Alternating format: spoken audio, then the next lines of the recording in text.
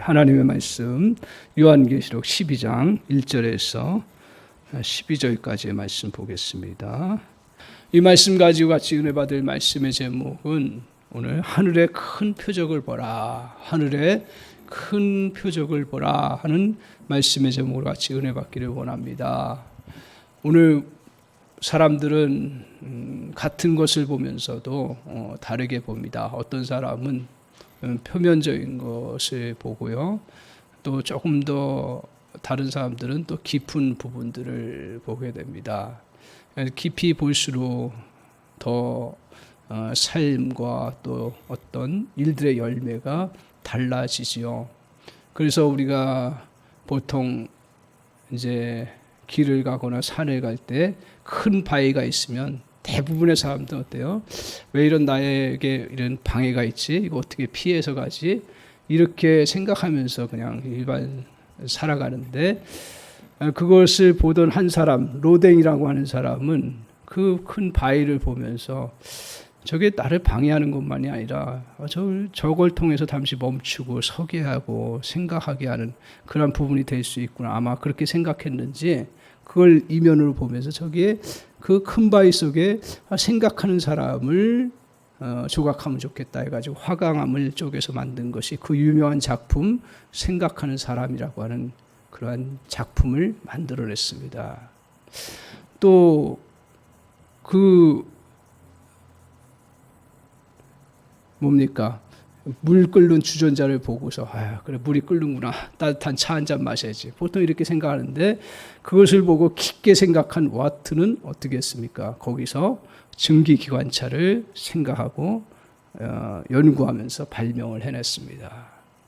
무섭게 그 번개치는 그 천둥 번개를 보면서 플랭크린은 그 저 무서운 저 번개의 그 불빛 같은 것들을 저게 왜 일어나는가 생각하면서 전기를 발견해서 많은 사람들에게 아주 유익하게 하는 그러한 일들을 했습니다. 이렇게 사람이 조금 더 깊이 보면 많은 유익을 가져다 주고 또 삶의 풍성함을 줍니다. 제가 신앙생활하면서 믿음의 그 부요함 중에 하나가 뭐냐, 그 눈이 점점 이렇게 깊어진다라는 거예요. 요새 더 많이 이렇게 느낄 수 있습니다. 어떻게 보면 우리 신앙생활에도 어려움이 있고 힘든 일 똑같이 있지만 그걸 보는 시각이 조금씩 달라지는 걸 느껴요. 그러니까 은혜를 많이 받은 사람들은 그 보는 상황들이 그냥 표면적으로만 보이지 아니하고 더 깊이 볼 수 있는 길이 열리는 거예요. 말씀을 통해서든 기도를 통해서든 또 여러 생각을 통해서든 하나님께서 이렇게 더 깊이 보셔요. 그래서 삶의 풍성함을 보게 하시고 삶의 더 부요함을, 또 삶 속에서 하나님의 크신 은혜들을 볼 수 있는 그런 것들을 이렇게 느끼게 되니까 그게 참 복되다. 믿는 사람들에게 특권이 아닌가 그런 생각을 합니다. 똑같이 그냥 표면적으로만 볼 수 있는 사건들을요. 예를 들어서 우리에게 이 어려운 환경들을 그전에는 어떻게 많이 봤어요? 나는 왜 이렇게 재수가 없이 나에게는 왜 이렇게 어려운 환경이 많이 닥치지? 그러면서 불평하고 불만으로 봤던 것들이 어느 순간인가는 이 환경이 하나님의 축복의 환경, 고난이 축복으로 될 수 있구나 하는 걸 느끼기 시작하면서 삶이 이렇게 달라지는 것들을 보게 됩니다. 그리고 어떤 때는 자기를 이렇게 힘들게 하고 괴롭히는 사람들이 짜증나고 막 힘들기만 했는데 여전히 그건 있긴 하지만 그러나 다시 기도하고 말씀 보고 또 성경을 또 이렇게 알아가다 보니까 꼭 그 사람이 나를 괴롭히는 사람으로만 다가오는 것이 아니라 이 사람을 통해서 나를 성장시켜 주는구나, 나의 인격을 다듬어 주는구나, 이렇게 보기 시작하면서 이게 이제 더 넓어지는 거죠. 이렇게 믿음의 사람들에게는 이렇게 보는 거, 이런 시각들이 넓어짐으로 인해서 삶에 좀 여유가 생기고 또 열매가 더 풍성해지는 그런 은혜가 있어요. 하나님 그렇게 일을 많이 해나가셔요. 그러니까 보이는 것을 조금 더 열어주시고 그런 속에서 그 과정을 잘 겪어나가면서 하나님이 큰 열매들을 이렇게 주시는 것들을 이렇게 신앙생활하면서 많이 느낍니다. 오늘 하나님께서요, 이 요한계시록은 1차적으로 누구에게 보여주는 거예요? 큰 환난을 당하고 핍박당하고 특별히 매 순간순간 로마의 황제의 그런 괴롭힘 속에서 견뎌내야 하는 그 성도들을 향해서 하나님께서 1차적으로 사도 요한을 통해서 이 요한계시록을 보게 하셨고, 그리고 쓰게 하셔서 그들에게 전해준 거예요.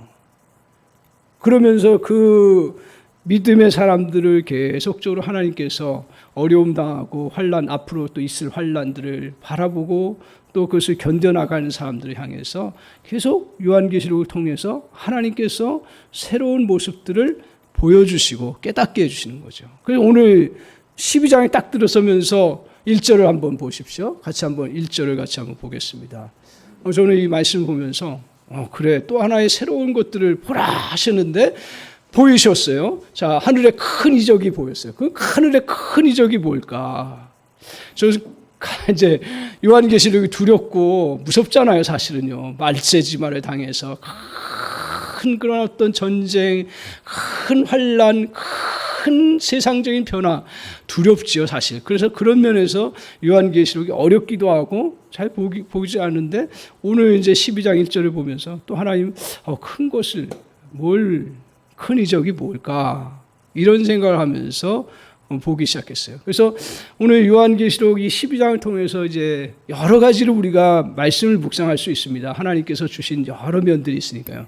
그런데 저에게 이 말씀을 통해서 두 가지를 크게 깨닫는 것 중에 두 장면을 이렇게 큰 이적으로 생각하게 하시고 말씀을 해석하고 풀이하면서 그 말씀이 이런 뜻이구나 하는 걸 깨닫게 되었어요. 그래서 오늘 저와 여러분이 이 팬데믹이라고 하는 이 현상 속에서 여러 가지 알게 모르게 압박들이 많을 겁니다. 그렇지 않은 분들은 감사하고요. 그런데 대부분 다 계속되니까 자기도 모르게 막 눌리고 힘들고 어려운 그런 상황들을 겪는데, 또 개인적으로도 여러 일들을 당하면서 이런 가운데서 오늘 하나님께서 이 요한계시록 12장을 통해서 큰 이적을 보이셨는데, 저 여러분이 이것을 말씀을 통해서 다시 한번 마음속에 다 깨닫고 받아들임으로 인해서 큰 이적 보이신 것들을 여러분의 마음에 잘 간직해서 이 환난을 이겨나가는 그런 은혜가 있기를 바랍니다.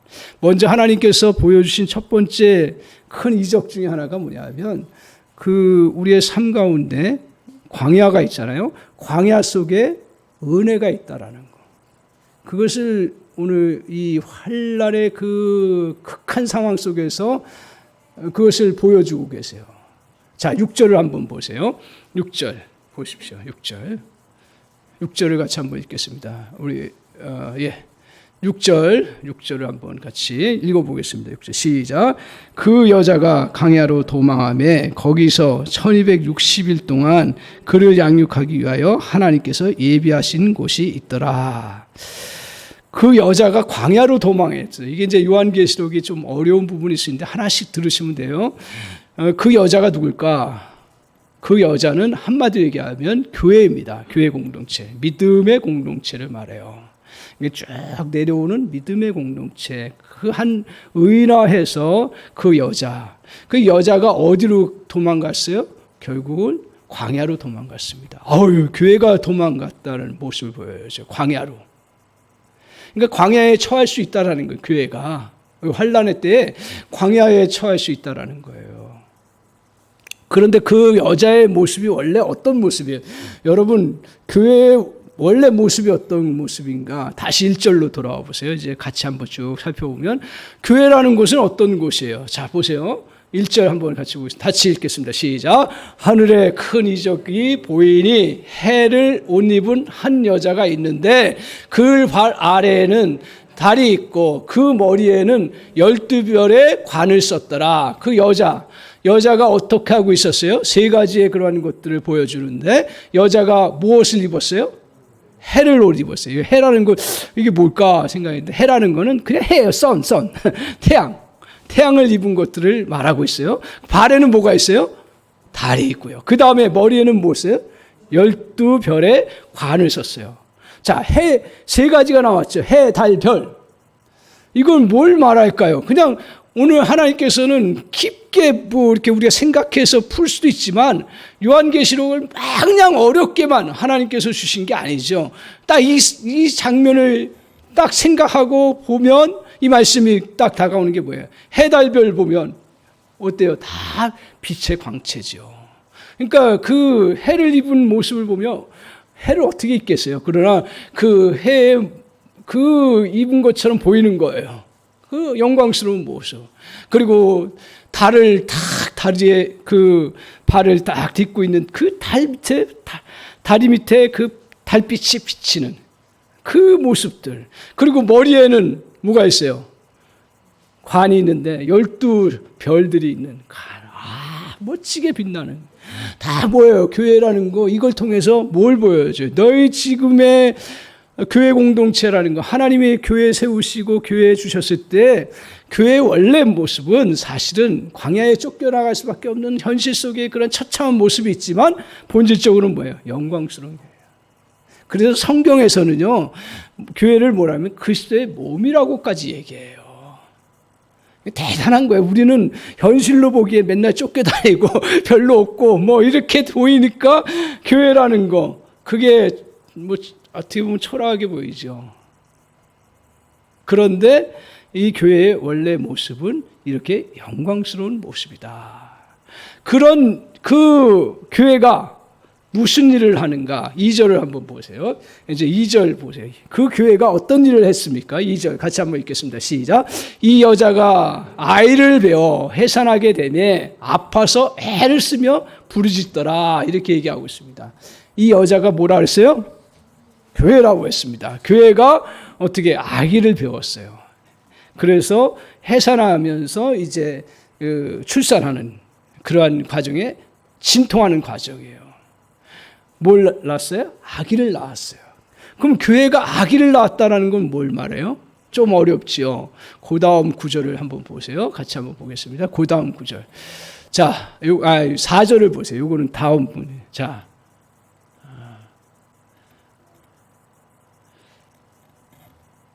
네, 제가 설명하겠습니다. 자, 이 아기는 5절에 나오네요. 5절, 죄송합니다. 5절에 나오는데 이 아기는 한마디로 얘기하면 구약시대는 뭐라고 그랬냐면 메시아라고 했고요. 이 메시아가 결국은 누구였어요? 바로 예수 그리스도였어요. 그러니까 아기가 낳은 존재가 뭐예요? 메시아를 이제 구약시대의 교회들도요, 믿음의 공동체잖아요. 교회라는 게 다 연결되죠. 구약과 신약 나눠지긴 하지만 믿음의 역사는 그대로 이어지잖아요. 그래서 구약의 성도들은 그 공동체는 뭘 구약시대에 계속 바라봤어요? 메시아를 하나님께서 보내주신다는데 그 메시아가 누굴까? 계속 믿음으로 바라보면서 나왔어요. 그러다가 오늘 신약시대에 와서 이제 예수님이 이 땅에 육신을 입고 오셨어요. 오신 모습이에요. 그래서 그 아기 5절에 한번 보세요. 자, 이 아기가 어떤 존재인가를 지금 얘기했어요. 자, 5절 같이 읽겠습니다. 시작. 여자가 아들을 낳으니 이는 장차 철장으로 만국을 다스릴 남자라. 그 아이를 하나님 앞과 그 보좌 앞으로 올려가더라. 이걸 통해서 예수님이라는 거 알 수가 있겠죠. 그죠? 그래서 아들을 낳았는데 그가 장차 철장으로 만국을 다스릴 수 있는 그러한 권세를 다 누리시게 되는 분이시다. 그래서 하나님 앞과 보좌 앞으로 주님께서 이제 그 십자가를 지시고 죽음에서 부활하신 후에 하나님 앞에 올라가게 되는 그런 모습을 통해서 하나님의 아들이심을 이야기하고 있습니다. 이렇게 이제 아기 육신으로 오신 예수 그리스도를 이제 오실 때 어떤 도전이 있었냐면 이제 4절을 보세요. 다시 4절을 한번 보세요. 자, 같이 한번 읽겠습니다. 그 꼬리가 하늘의 별 3분의 1을 끌어다가 땅에 던지더라. 용이 해산하려는 여자 앞에서 그가 해산하면 그 아이를 삼키고자 하더니, 자, 용은 누구예요? 용은 여기서 사단을 말하는 거예요. 사단이에요. 사단이 해산하는 여자 앞에서 어떻게 했어요? 그가 해산하면 아기를 삼키고자 했어요.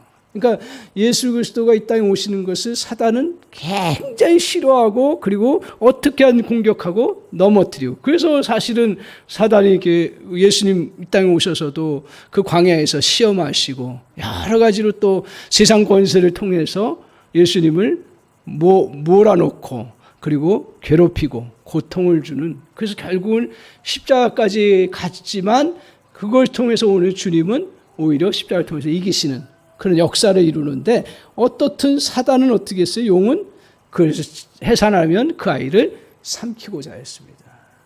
그 꼬리가 하늘의 별 3분의 1을 끌어다가 땅에 던지는 거는 뭘 말해요? 누구 꼬리예요? 용의 꼬리가 하늘의 별 3분의 1, 믿음의 사람들 3분의 1을 막 내리쳐버리는, 환란 속에서 그 이제 내리치는 그러한 그 과정을 겪으면서 용이 결국 아기 예수 그리스도를 어떻게든 넘어뜨리려고 하는 그러한 일을 해 나갔다는 거죠. 오늘 이렇게 그 아기를 낳고, 어떻든 교회가 아기를 낳고 그 아기는 만국을 다스리실 영광스러운 메시아이신 주님을 교회가 이제 누리게 되는 거죠. 그럼에도 불구하고 교회는, 그 여자는 어떻게 돼요? 그 용의 공격을 피해서 또 하나님께서 그에게 허락하셔서 어디로 가게 돼요? 광야로 가게 되는 그러한 모습을 보여줍니다. 오늘 교회는 결국 광야로 도망할 수밖에 없도록 그냥 하나님이 허용하셨다라는 거예요. 이게 환란의 그러한 가운데서의 교회의 현실이고 모습인 거예요. 영광스러운 교회의 본질을 갖고 있지만, 그리고 메시아이신 예수 그리스도를 해산하기까지 교회가 예수 그리스도를 통해서 이제 놀라운 역사를 이루어 가실 수 있는 그러한 교회의 존재이지만, 그러나 환란의 때에 그 교회는 광야로 갈 수밖에 없는 그러한 상황이 있는 것입니다. 그래서 3년 반 동안 머무르게 되는 모습을 보여줍니다. 그래서 이제 6절을 한번 보세요. 6절에 다시 돌아와서 6절을 보십시오. 자, 같이 읽겠습니다. 그 여자가 광야로 도망하며 거기서 1260일 동안 그를 양육하기 위하여 하나님께서 예비하신 곳이 있더라. 여자가 광야로 도망했어요. 거기서 며칠 있어요? 1260일이에요. 요거는 3년 반이라고 했습니다. 그래서 이게 대환란의 때에 3년 반, 또 그 전반기 전반기에 그런 고통의 시간, 환란의 시간 3년 반, 그 다음에 후반에 3년 반 해가지고 7년이죠. 근데 1260일은 3년 반 동안 광야에 머물게 된다라는 거예요. 그래서 그를 이제 거기에 있을 때 여자가 그 광야에 있는데 하나님께서 어떻게 해요? 그를 양육하기 위하여 하나님께서 예비한 곳이 있더라라고 얘기를 해요. 그러니까 광야에 갔으니까 광야에는 어떻습니까? 여러분 인생도 마찬가지지만 광야는 아무것도 소용이 없는 거예요. 광야를 한 번씩 겪어보셨나요? 저도 광야를 겪어보면서 제가 배웠던 게 그렇게 광야에서 도움이 안 되더라고요. 학벌이 아무 의미가 없어요. 박사학위가요. 광야를 지나가는. 박사학위라 해서 광야 속에서 그걸 더 잘 버텨요? 아니에요. 광야 속에서 어떤 또 만날 수 있는 사람, 동역자들, 도와줄 수 있는 사람들이 있어요? 없어요. 아무도 없어요. 광야를 한번 들어가 보세요. 지금 광야라는 곳은 이렇게 갖고 있는 돈, 갖고 있는 자기 지식, 갖고 있는 그러한 자기 경험, 자기 갖고 있는 그런 학벌, 자기의 그런 백그라운드, 아무 소용없는 그러한 광야예요. 거기가 얼마나 힘든 곳이에요. 그렇기 때문에 절망스러운 곳이고 낙심되는 그러한 곳이라는 거예요. 그런데 오늘 6절 끝을 주목해 보십시오. 오늘 하나님께서 어떻게 했다고요? 예비하신 곳이 있더라라고 말하고 있습니다. 오늘 예비하신 곳이 있는, 예비한 곳이 되는 이유가 무엇인가 하는 거예요. 그 예비하신 곳, 왜 하나님께서 거기에 예비하신 곳으로 이제 인도하는데 왜 거기에 인도하시냐면 양육하기 위하여, 성장시키기 위하여서 하나님께서 예비하신 곳을 누우신다 그랬어요. 자, 그러면 이 그림이 성경에서 하나님께서는 이 요한계시록을 말씀하시면서 요한계시록 그 장면을 통해서 새로운 걸 보여주시는 건 아니에요, 사실은요. 이미 구약시대에 있었던 사건들을 그대로 가져오시는 거예요. 왜? 하나님 백성들에게 제대로 깨닫게 하기 위해서. 광야, 여러분 광야가 있었던 이스라엘 역사 속에 믿음의 사람들의 광야가 있었던 곳이 어디였죠? 어느 사건 때였죠? 출애굽 사건이죠. 그죠? 출애굽에서 나와서 40년 동안 광야를 지냈어요. 근데 광야에서 이스라엘 백성들 아무것도 먹을 거 없고 아무도 도울 수 있는 사람들이 아무도 없었어요. 그런 가운데 있을 때 예비하신 곳이 어디였습니까? 우리가 예비하신 곳, 이스라엘 백성들을 하나님께서 예비하시고 인도하셨어요. 그곳이 어디냐면 특별히 광야의 그 초장 같은 곳인데 이스라엘 백성들이 목마를 때 어떻게 하셨어요? 엘림이라는 곳에 그 오아시스를 발견하게 하시고 물을 마시게 하면서 안식을 누리게 하셨어요. 그리고 광야에서 아무것도 먹을 것이 없고 의지할 것이 없을 때 하나님께서 하나님 예비하신 것이 뭐예요? 만나였어요. 하나님 만나를 주신 거예요. 그래서 일용할 양식이 먹을 게 없을 때 하나님이 믿음으로 나아가는 그 백성들에게 하나님은 특별히 예비하시는 은혜를 베푸셨는데 일용할 양식을 누릴 수 있도록 만나를 제공해 주셔서 이스라엘 백성들이 그곳에서 그 먹고 버티고 이겨나갈 수 있는 놀라운 역사를 이루어 나갔습니다. 오늘 이 전혀 생존할 수 없는 환경이잖아요. 그곳에 하루를 버틸 수 있는 양식을 주십니다. 도무지 해결할 수 없는 곳이잖아요. 그곳에 믿음으로 나게 하면 해결할 수 있는 만나를 주신 것이 그 광야에 예비하신 곳입니다. 지치는 삶 속에서 광야 속에 살면 지치게 되어 있는데 그런 지침 속에서 하나님께서 일용할 힘을 주시는 그 은혜가 광야 가운데 있을 때에 하나님께서 그러한 곳으로 우리를 인도하시고 그곳에서 힘을 얻게 하시는 놀라운 은혜를 덧입혀 주십니다. 또한 광야는 어떤 은혜를 주셨어요?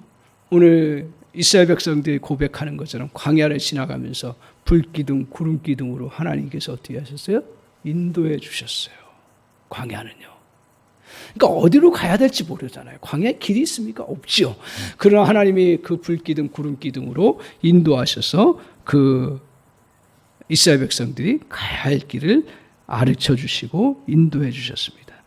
그런 가운데서 하나님께서 가나안 그 광야를 걸어갈 때 하나님 예비하신 은혜가 뭐예요? 하나님 보호하셨어요. 그래서 신명기 8장 3절에 나중에 다 돌아보니까 광야에 있을 때 왜 우리에게 더 좋은 환경과 더 좋은 삶을 하나님 주시지 않았습니까? 라고 불평할 때 그때 이스라엘 백성들에게 하나님께서 신명기 8장 3절을 통해서 너희도 돌아봐라. 너희의 의복이 헤어지지 아니하고 내 발이 부르트지 아니하고 그 독수리가 아기를 품고 오듯이 너희를 안전하게 보호하고 이곳 건너가게 하셨다라고 고백하는 것처럼 이스라엘 백성들이 광야 생활하면서 육신적으로는 힘들고 지쳤지만 돌아보니까 하나님께서 아무 손실도 없게 하시고 아무 다친 것도 없게 하시는 그 은혜를 하나님이 덧입혀 주시는 놀라운 보호하심의 장소를 허락해 주셨던 것이에요. 오늘 하나님께서 이렇게 하나님 보호 속에서 살아가게 하신다고 하는 약속. 그러니까 저와 여러분에게 하나님이 이 요한계시록을 통해서 하나님이 광야 속에 하나님의 보호하시는 그러한 은혜가 있다는 사실을 너희가 보라는 얘기죠. 이걸 아마 잘 보셨을 겁니다. 그러나 우리가 다시 믿음의 눈을 크게 떠서 내가 아무리 광야를 생활을 지나간다 할지라도 하나님의 오아시스가 있고 하나님의 푸른 초장이 있다는 사실을 저 여러분이 잘 믿음의 눈으로 보는 은혜가 있기를 바랍니다.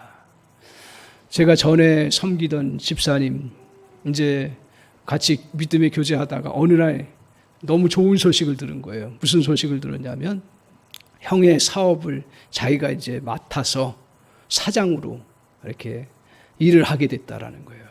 그래 능력도 되고 너무 좋아서 그 일을 하게 돼서 너무 기뻐서 좋아했습니다.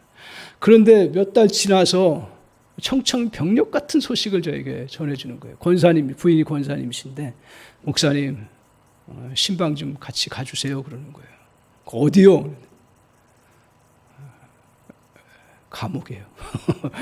그래서 저 깜짝 놀란 거예요. 아니 저분이 잘못할 분이 아니거든요. 물론 사람은 다 연약하지만 그게 범죄하고 감옥에 갈 분이 아닌데 갑자기 감옥에 가잖아요. 자초지종을 들어보니까 그 회사에 세금을 탈루한 거예요. 세금을 탈루한 거예요. 그래서 그때 단 5억인가 그랬을 거예요. 5억 세금 탈루가 나니까 결국 탈세가 되니까 누가 책임져요? 사장이 책임져요. 그걸 옛날에 무슨 표현으로 썼냐면 바지 사장이라래요. 실제로 소유주는 누구였어요? 그 형님이었어요. 그 형님이 근데 이 세금을 안 갚네. 돈이 아까우니까. 그래가지고 대표자인 그 집사님이 대신 감옥에 들어간 거예요. 그래서 저는 교도소에 그 감옥에 가면서 저도 이제 두려운 거예요. 저도 그때까지 저도 그 감옥이라는 걸 가보지를 않았어요. 저도 신방이든 뭐든 가보지 않았는데 가는데 그 집사님한테 무슨 이런 어려운 상황 속에서 어떻게 말씀을 지금 이게 이제 사역자들은 고민이에요. 그 기도하면서 그래 이런 말씀으로 위로하면 되겠다고 딱 갔어요. 면회에서 딱 돼서 딱 나오는데요. 제가 깜짝 놀랐어요. 왜 놀랐냐면 그걸 보니 그 집사님 그 전에도 인물 잘생기긴 했지만 얼굴이 그야말로 해같이 밝은 거예요. 깜짝 놀랐어요. 그래서 뭐 이렇게 좋다고 해같이 밝은가? 그러면서 이제 집사님 어떠세요? 그랬더니 목사님 괜찮아요. 버틸만 해요. 그러는 거예요. 그러면서 이제 집사님 힘드실 텐데 어떻게 이렇게 지내세요? 그랬더니 자기가 이 감옥에 처음 하고 너무 맨 처음에 힘들어서 그러다가 기도하고 바라보다 보니까 이곳이 꼭 나쁜 것만은 아니구나 그런 생각이 든 거예요. 그러면서 자기가 해야 될 게 뭘까? 같이 억울한 상황 속에 들어온 사람도 있고 잘못해서 들어온 사람들이 다 거기 있는 거예요. 그래서 그 사람들을 위로하고 그 사람들에게 복음을 전해야겠다. 말씀을 또 차분차분하게 또 전해야겠다. 같이 읽자 하고 그러면서 어떻게 됐냐면 그 사람들을 모아다가 예배를 드리기 시작한 거예요. 말씀 잘 몰라도 말씀 읽고 찬양하면 그게 예배잖아요. 그 어려운 곳에서. 그러면서 거기서 같이 예배하고 전도하고 그리고 자기가 알고 있는 성경 가지고 이렇게 같이 읽으면서 또 풀이해주고 그리고 또 자기 또 어려운 상황 속에서 또 말씀으로 이겨나가고 또 신앙 체험들을 또 얘기하고 또 그 사람들이 또 어려운 이야기 듣고 그 기도해주고 그러는 거예요. 기도해주고 그러니까 다른 사람들이 맨 처음에 이 사람 이상하다 생각했는데 사람은요 진심이라는 게 통하는 거예요. 자기가 정말 어려운 가운데서도 하나님의 은혜가 이렇게 있구나라는 것들을 이제 그냥 전도했겠어요. 정말 그 기도하면서 하나님의 은혜를 이곳에 내가 그래도 뜻이 있구나 생각하면서 이렇게 하니까 그 어려움 속에도 찬양이 나오고 어려움 속에서도 또 말씀으로 이겨나가고 그게 그 사람들한테 전달이 된 거예요. 그 사람들 다 모여 한 사람도 빠짐없이. 그래서 목사님 한 사람도 빠짐없이요 다 이렇게 전도하고요 기도하고 찬양하고 그래요. 제가 그걸 보면서 그 감옥이잖아요. 그 감옥 속에서 정말 뭐가 있어요. 그런데 하나님은 그 집사님을 당장 구치소에서 그 감옥에서 빼내지는 않으셨지만 그 오아시스를 보게 하셨고 푸른 초장을 예비하신 것을 보게 하셨어요. 그러니까 버티는 거예요. 그러면서 제가 그 다음에 우리 권사님 통해서 듣는 것들은 불평하는 것들을 들어본 적이 없어요. 형님이 나쁜 놈이라고 얘기할 만한데 죽일 놈이라고 얘기할 만한데 그 얘기 한 적이 없어요. 물론 기도는 하지요. 하나님 그 마음 돌려달라고, 그 완악한 마음 돌려달라고 기도하지만 욕하고 그러지 않고요. 그리고 그것이 얼마나 감옥이 나쁜지 얘기하지를 않아요. 그러면서 그곳에서 하나님의 은혜로 정말 날마다 그 생활하는 거예요. 그걸 어떻게 억지로 안 하겠어요. 억지로 그냥 그 속에서 그래도 하나님의 은혜가 보이기 시작하고 찬양하니까 은혜가 되고 말씀을 보니까 더 절실하고 그곳에서 그리고 같이 그 사람들과 같이 나누다 보니까 위로가 되고 힘이 되고 그리고 복음을 전하니까 그 사람들이 받아들이네. 목사님, 그 전에 제가 막 전도하려고 하는데 안 되는데 여기서는 전도 너무 잘 돼요. 그리고 말씀 나누는 게 얼마나 큐티가 잘 되는지 좋아요. 그 사람들 잘 몰라도요, 같이 나누는 거예요. 제가요, 목회를 꽤 했는데도 제가 거기 반성이 나는 거예요. 아, 신앙생활은 저렇게 하는 거구나. 나는 신학적으로 해왔지. 내가 신앙생활, 정말 그 광야 같은 곳에서 하나님의 은혜가 있다는 걸 설교를 얼마나 많이 했겠어요. 그러나 실제로 그분은 그 속에서 정말 하나님의 은혜를 이렇게 누리는 거예요. 근데요, 저는 거기서 또 확실한 건 뭐냐면, 그러고 나서 이제 워낙 큰 교회였으니까 이제 그냥 지나가고 뭐 이제 교구 바뀌고 그러니까 모르죠. 근데 주로 장례식 때 만나요. 만나서 또 우리 집사님 어떻게 지내세요? 뭐 그때 잘 이겨나가고요. 하나님 또 때가 돼서 이렇게 풀어주셔서 약간 또 이렇게 모범수가 돼가지고 기간 줄여주셔서 빨리 나오고요. 그 다음에 또 더 큰 회사에 사장으로 자기가 일을 하라. 저는요 그때 다짐을 했어요. 맨날 이 땅에서 고난만 당하는 거 아니더라고요. 이 땅에서도요, 물론 천국에서, 저도 결국은 천국에서 하나님께서 모든 눈물을 씻기시고 회복시켜 주시는 게 정답이에요. 그러나 오늘 이 땅에서도 우리가 이렇게 하나님 앞에 정말 광야 같은 가운데서도 원망하고 저주스러운 거 표현하지 아니하고 그 속에서 오아시스를 발견하고 그 속에서 하나님 앞에 은혜를 구하고 그 불평하는 대신 하나님을 찬양하고 거기서 또한 낙심하고 좌절해서 아무것도 안 하는 대신 그 속에서 일을 하고 뭔가 할 수 있는 일들을 하고 그 속에서 자기 역량을 키우고 그 속에서 자기 마음을 키우고 그 속에서 정말 성경을 보고 그 속에서 하나님 앞에 성장해 나가는 그런 모습을 가질 때 하나님이 다시 새롭게 길을 열어주시는 것들을 저는 분명히, 그래서 제 설교가 바뀌었어요. 그 다음부터 천국에서만 누려지는 거 아니에요. 오늘 이 땅 위에서 주님 앞에 광야를 거치면 하나님의 역사예요. 여기서 놀라운 사실이 뭐냐면 제가 하나 깨달아요. 6절의 중반에 보세요. 1260일이에요. 이게 며칠이라고 했어요? 3년 6개월이라고 그랬어요. 3년 6개월.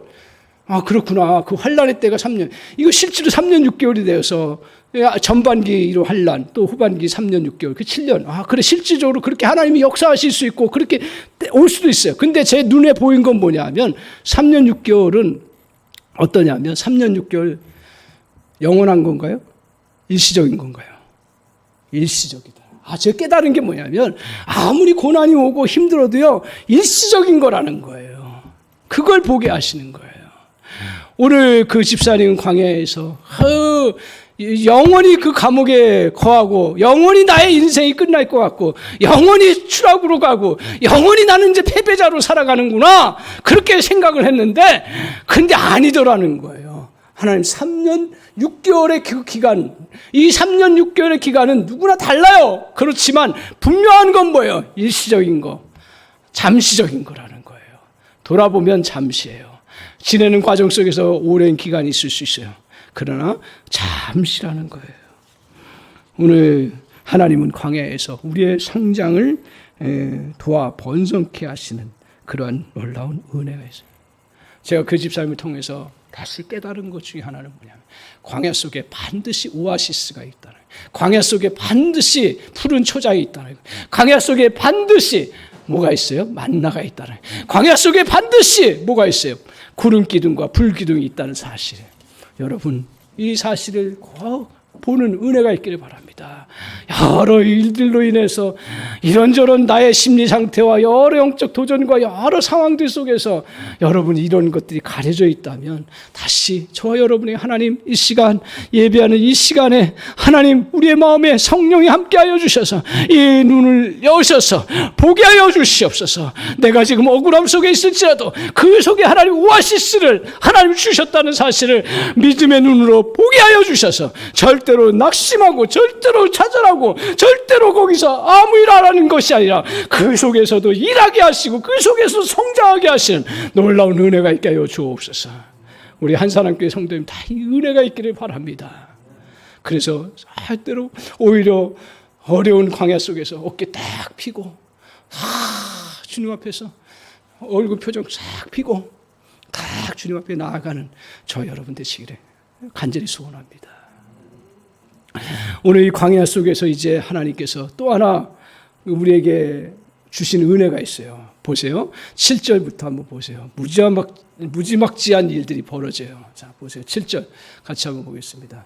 자, 같이 읽겠습니다. 시작. 하늘에 전쟁이 있으니 미가엘과 그의 천사자들이 용과 더불어 싸울세 용과 그의 사자들도 싸우나. 이제 하늘에서 벌어지는 거예요. 우리가 어떻게 잘 알겠어요. 하나님께서 이걸 사도 요한에게 보여주시는 거죠. 근데 하늘에 이제 전쟁이 있어요. 근데 미가엘과 그의 사자들이 뭔지 알겠죠.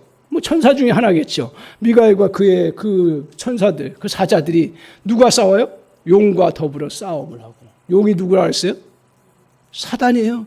거기 싸우는 거예요. 천상에서 싸우는 거예요. 그 싸울 때 용과 그의 사자들, 좋게 표현했죠. 용과 사단과 뭐예요? 마귀들이죠. 마귀들이 이제 같이 천사들과 천사의 또 사자들과 같이 싸우는데 어떻게 됐어요? 8절을 보세요. 8절. 성경 그대로예요. 8절. 자, 시작. 이기지 못하여 다시 하늘에서 그들이 있을 곳을 얻지 못한지라. 무슨 말이에요? 사단과 그의 무리들이 패배했어요. 하늘에서 싸움에서 패배했어요. 그 다음 9절 보세요. 그 다음에 어떻게 됐어요? 큰 용이, 같이 읽겠습니다. 큰 용이 내쫓기니 옛뱀 곧 마귀라고도 하고요, 사탄이라고도 하며 온 천하를 꿰는지라. 그가 땅으로 내쫓기니 그의 사자들도 그와 함께 내쫓기니라. 그러니까 전쟁에서 졌다라는 거예요. 완전히 사단과 그의 마귀. 그러니까 오늘 3절 제가 안 풀었는데 이게 너무 길어질까 봐 3절 안 풀었는데 3절에 용이 어떠요? 왕관을 썼다 그랬어요. 7머리에다 왕관. 그게 뭘까 생각했더니 세상 권세를 딱 쥐고 있는 거예요. 왕관이라는 건 세상 권세잖아요. 그죠? 7머리는 리더들이 7이라는 것은 어떻게 보면 세상 모든 리더들의 권세를 다 갖고 있는 거예요. 세상 권세는 어떻게 보면 사단 마귀가 주관하고 이끌어가는 것처럼 보이는 거예요. 그런 이제 그 마귀가 어떻게 해요? 천상에서 결국은 그 천사들과 그 천사들의 사자들이 싸워서 그들을 내쫓아 버리는 거죠. 패배했어요. 그 다음 10절을 보세요. 10절. 같이 한번 읽겠습니다. 10절.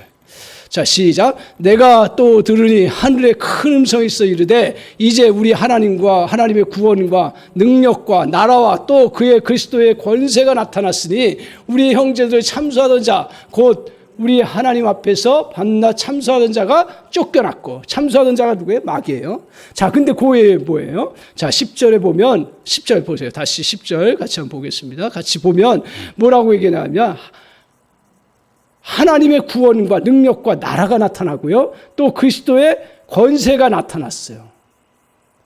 그래서 어떻게 했어요? 참수하던 자를 쫓겨냈어요. 이게 무슨 말이에요? 그러니까 이 천상에서 천사들이 이기고 싸움에서 승리했는데 그 본질이 뭐냐 하면 오늘 하나님의 구원과 능력과 나라가 나타나고 그리스도의 권세가 나타나서 어떻게 했다고요? 사단 마귀의 모든 권세를 물리쳤다라는 거예요. 이게 어느 때의 사건을, 이게 십자가 사건을 통해서 원수 사단을 물리치는 그런 놀라운 하나님의 그런 역사를 이루어지는 거예요. 그래서 오늘 기억하셔야, 잘 알고 계시지만 우리 성도님들이 기억해야 될 건 뭐냐 하면 오늘 우리에게는 어떤 은혜가 있다는 얘기예요. 결론적으로 지금 쭉 나와요. 어떤 은혜가 있냐? 승리의 은혜가 있다는 거예요. 이게 왜 중요해요? 제가 요새 이제 우크라이나 사태를 보면서 기도도 하고 그런데 참 잘 우크라이나가 잘 버티고 전쟁을 잘 이겨나갔으면 좋겠다는 마음 다 갖고 있잖아요. 근데 전쟁의 그 과정 속에 한 현상이 떠오르는데 뭐냐면 막 서로 선전하는 거예요. 그죠? 누가 이겼다 막 하는 거예요. 그거 왜 중요하지? 했더니요. 전쟁이라는 것은 결국 심리전이 중요하다. 물론 무기도 중요하고 결론적으로는 군사들이 싸워서 끝까지 버텨내야 되는데 아무리 전쟁에서 승리하고 이겼어도요. 그 전쟁이라는 것은 끝났을지 몰라도 전쟁의 그 전투는 계속됩니다. 그렇죠? 만약에 우크라이나가 다 이겼어도 거의 다 이겼어도요. 계속 지역적으로 전투를 해요. 근데 그 전투할 때 군사들에게 있어서 가장 중요한 게 뭐예요? 승리에 대한 확신이 있어야 돼요. 그래야 싸워서 이겨나가잖아요. 그렇지 않으면 싸움은 이겼어서 뭐 자기들이 안전할 수는 있지만 늘 위축되어 있는 거죠. 아무것도 못하는 거예요. 나가서 더 펼쳐나가지 못하는 거예요. 왜 하나님이 저것을 사도 요한을 통해서 그 환난당하는 그 믿음의 사람들 그리고 오늘날 우리 그리스도인들에게 저것을 왜 요한계시록을 통해서 보여주셨냐 이거예요. 이건 저는 이 말씀 보면서 너무 중요한 사실. 우리가 알고 있지만 다시 이것을 우리가 볼 줄 아는 은혜가 필요해서 저걸 보여주셨어요. 우리의 이 땅 위에서 여러분 세상의 권세가 이기고 세상에 악한 것이 이기고 세상에 많은 것들이 우리를 향해서 공격해오고 다 이기고 나의 인생은 늘 늘리는구나 생각을 했는데 우리 믿음의 사람들은 본질적으로 어떻게 돼요? 예수 그리스도가 승리하셨고 예수 그리스도가 어둠의 권세를 물리치셨고 예수 그리스도가 그 어둠의 권세를 내쫓아 버리셨기 때문에 우리는 어떤 자예요? 그 아래에 있기 때문에 승리자라는 거예요. 믿습니까? 믿습니까? 오늘 그 은혜가 있는 거예요. 그렇기 때문에 우리가 아무것도 가지고 보잘것없이 광야에 쫓겨 있고 아무것도 지금 내가 펼칠 수 없는 것 같고 적의 공격 앞에서 벌벌 떨고 그 두려움 속에 머물러 있지만 다시 생각하고 용기를 가져야 될 건 뭐냐면 내 안에 우리 주님의 승리가 있다는 사실이에요. 할렐루야. 오늘 이 승리의 역사를 주님이 우리에게 보여주시는 그러한 은총을 베풀어 주셨습니다. 오늘 이제 11절을 한번 보세요. 자, 이렇게 승리를 했어요. 그러면 우리 승리한 사람들이 실제 현장 속에서 싸워 이겨나가야 되는데 만만치가 않죠. 전쟁 우리가 보잖아요. 만만치가 않아요. 아무리 우세하고 아무리 전쟁에 승리했다 해도 계속 군사들은 어떻게 보면 싸워야 될 거예요. 그것처럼 싸워 나가는데 그때 어떤 싸움이냐. 11절 같이 한번 보세요. 자, 시작. 또 우리 형제들이 어린 양의 피와 자기들이 증언하는 말씀으로서 그를 이겼으니 그들은 죽기까지 자기들의 생명을 아끼지 아니하였도다. 자, 오늘 우리의 형제들, 믿음의 형제들이죠. 어린 양의 피와 자기들이 증언하는 말씀으로서 그를 이겼어요. 누구요? 어둠의 권세를 이겼어요. 사단을 이겼어요. 근데 그 앞에 뭘로 이겼어요? 잘 보세요. 뭘로 이겼어요? 어린 양의 피로 이겼어요. 그리고 자기들의 증언하는 말씀이에요. 이건 뭐 성경 말씀이랑 복음이랑 말씀으로 이겼어요. 두 가지예요. 자, 오늘 어린 양의 피로 어떻게 이겨요? 우리 성경 요한계시록은 이미 구약이나 구약 이미 이루어진 사건 속에서 보여주시는 건데 어린 양의 피는 어린 양의 피가 나타날 때가 언제예요? 구체적으로. 어린 양의 피가 언제 나타났죠? 이스라엘 역사 속에. 출애굽 사건 아니에요. 많은 재앙이 왔을 때 그 어둠의 그 세력들이 죽음의 세력들이 와서 죽이려고 할 때 이스라엘 백성들에게 하나님께서 요구하신 거 딱 하나였어요. 뭐였어요? 집 문설주에 어린 양의 피를 발라. 기둥에 어린 양의 피를 발라라. 그랬을 때 이스라엘 백성들은 믿음으로, 그게 다 믿음이에요. 믿음을 갖고 있는 사람들은 그 주님의 말씀 따라서 자기 집에 문설주에 발랐어요. 그러니까 죽음의 세력이 어떻게 했어요? 이 문설주에 바른 그 집은 그냥 넘어갔다 그랬어요. 그래서 유월절이라는 거예요. 그리고 모든 재앙들은 어떻게 했어요? 넘어갔어요.